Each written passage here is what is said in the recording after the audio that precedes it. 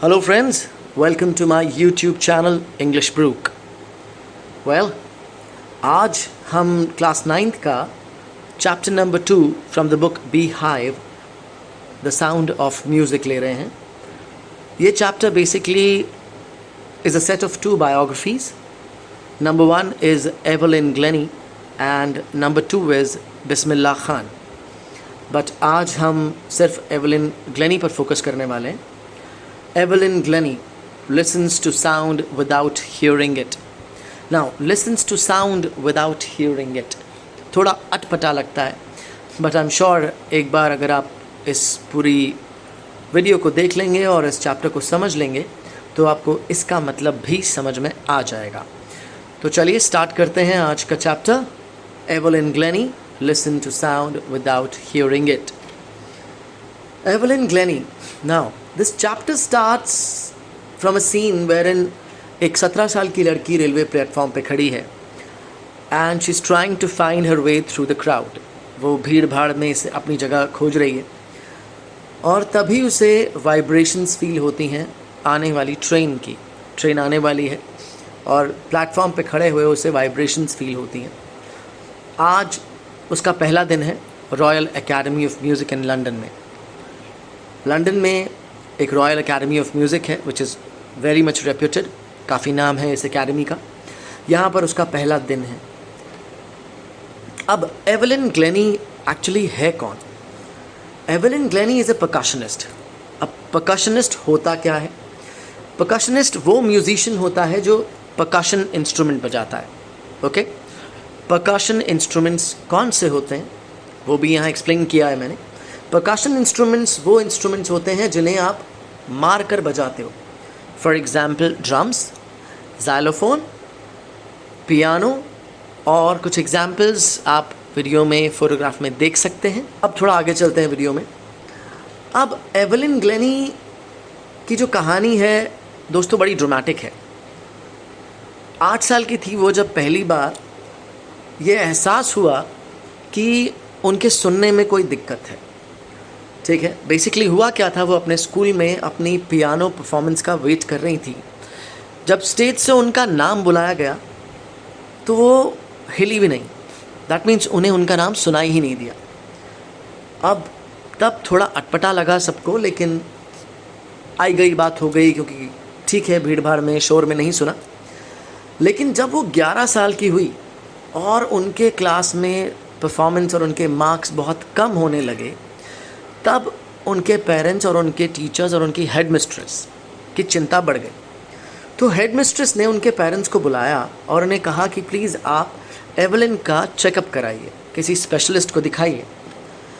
अब जी एवलिन को स्पेशलिस्ट के पास ले जाया गया और वहाँ पर ये डायग्नोज हुआ, ये पता चला कि उनके कान की एक नर्व डैमेज हो रही है और ग्रेजुअल डैमेज की वजह से उनकी सुनने की जो शक्ति है वो धीरे धीरे कम होती जा रही है. And at the age of 11 वो शक्ति इतनी कम हो चुकी थी कि वो शायद बहुत कम सुन पाती थी.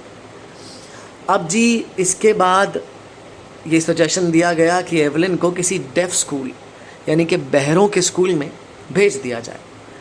एवलिन को वहाँ भेज दिया गया.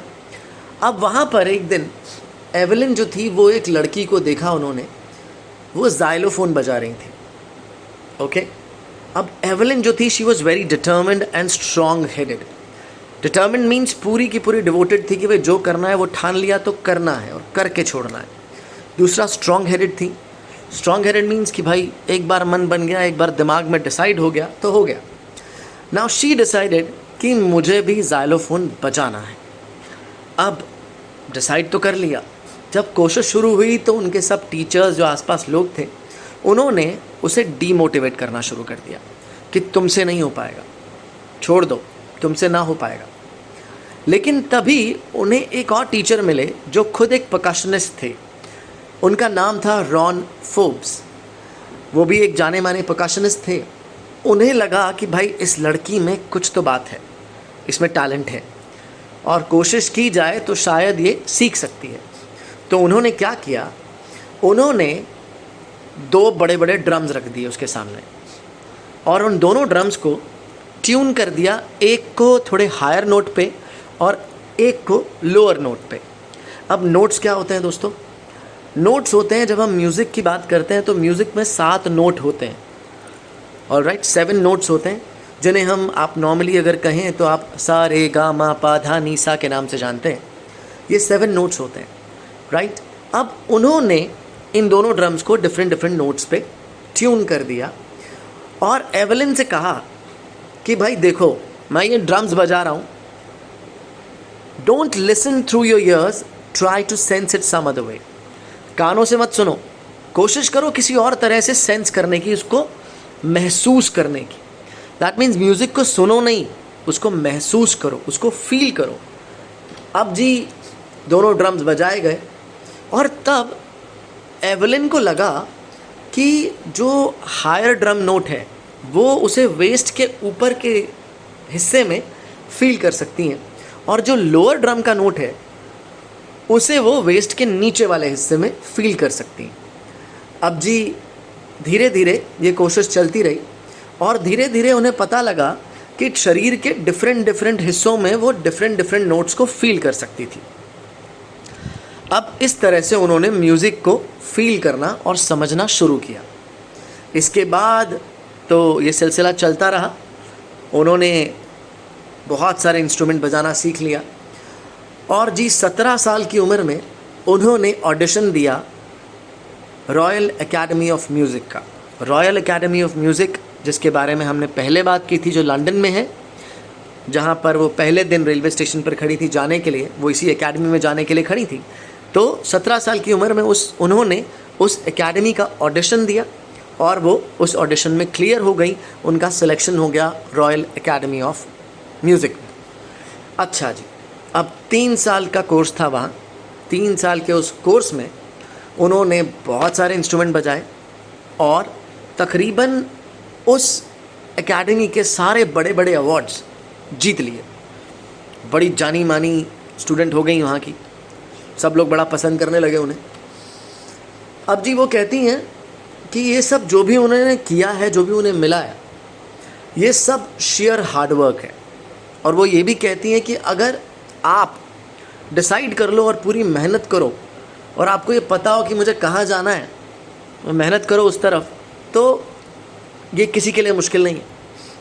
कोई भी ये चीज़ हासिल कर सकता है, चाहे वो आप हो या मैं है। हम लोग अगर एक बार डिसाइड कर लें और हमने सोच लिया कि हमें वहाँ जाना है और पूरी मेहनत करना शुरू कर दें, तो नथिंग इज़ इम्पॉसिबल, हम वो कर सकते हैं।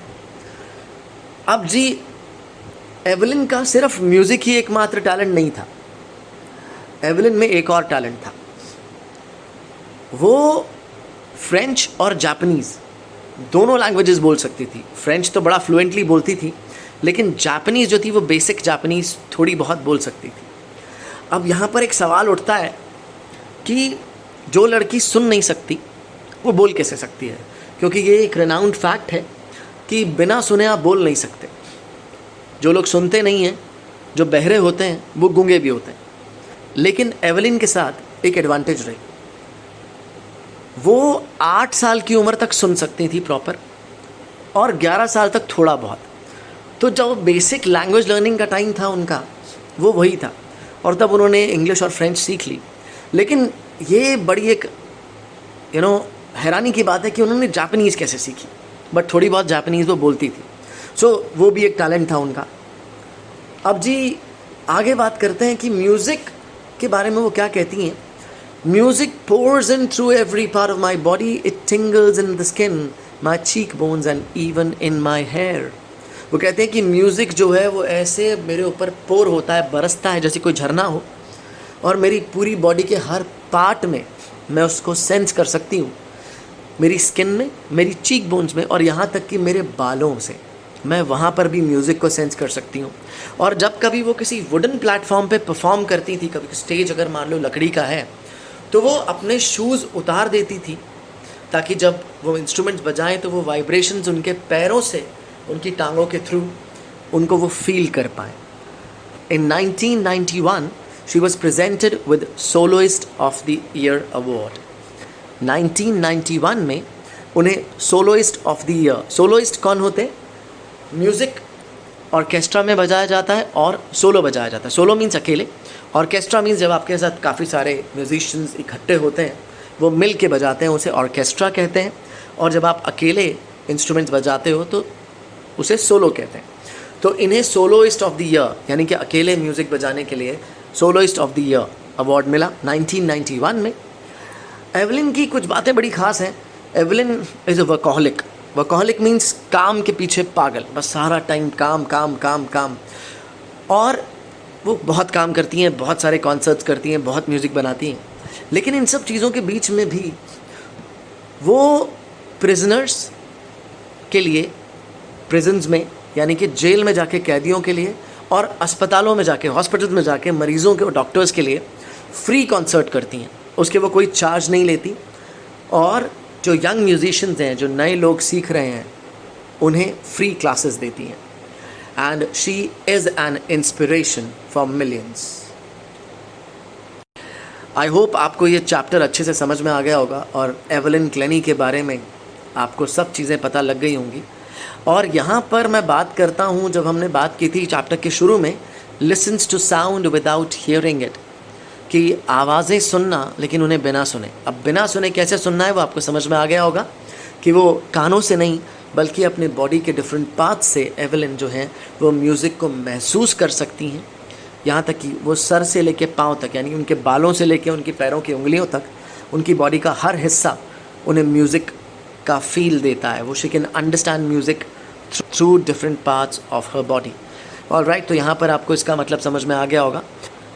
Now let's get to some important questions about the chapter. एक इम्पॉर्टेंट क्वेश्चन जो है रॉन फोर्ब्स के ऊपर आता है, कि आपकी बुक का ही एक क्वेश्चन है, who helped her to continue with music, what did he do and say. ये रॉन फोर्ब्स के ऊपर क्वेश्चन है। रॉन फोर्ब्स ने क्या कहा और क्या किया। सबसे पहला आंसर हु हेल्प्ड, उसका आंसर तो रॉन फोर्ब्स है, उन्होंने हेल्प की। अब उन्होंने क्या किया था, he tuned to very big drums, one on the higher note and the other on the lower note, and he asked Evelyn to try and understand and feel the music, not listen to it. Try to feel it, not listen to it, right? And then she was able to feel the music, and when he played the drums she could feel the higher notes in the upper part of her waist and the lower notes in the lower parts of the waist. All right? And there is another question, how does Evelyn hear music? Evelyn music कैसे सुनती है? इसका answer भी हम लोग chapter के बीच में discuss कर चुके हैं, so let's discuss it again. Evelyn feels the music through various parts of her body. All right? Different notes, different body parts से उसको feel होते हैं, from her feet to her hair. पाँव से लेके सर तक हर डिफरेंट पार्ट में वो डिफरेंट नोट्स को फील करती हैं। जिसका एक एग्जाम्पल रॉन फोर्ब्स ने जब ड्रम्स बजाए तब मिला, that in the lower part of her waist she could feel the lower notes, in the upper part she could feel the higher notes. Also, when she stands on a wooden platform, when she is performing on the wooden stage, she takes off her shoes and she performs bare feet. The reason for performing bare feet is just because she wants to feel the vibrations or the notes through her feet and her legs so that she can understand the music better. So this is the way that she senses or she feels the music. All right? I hope अब आपको chapter में कोई doubt नहीं होगा. And if you like the video, please do subscribe and share and help your other friends as well. Thank you so much.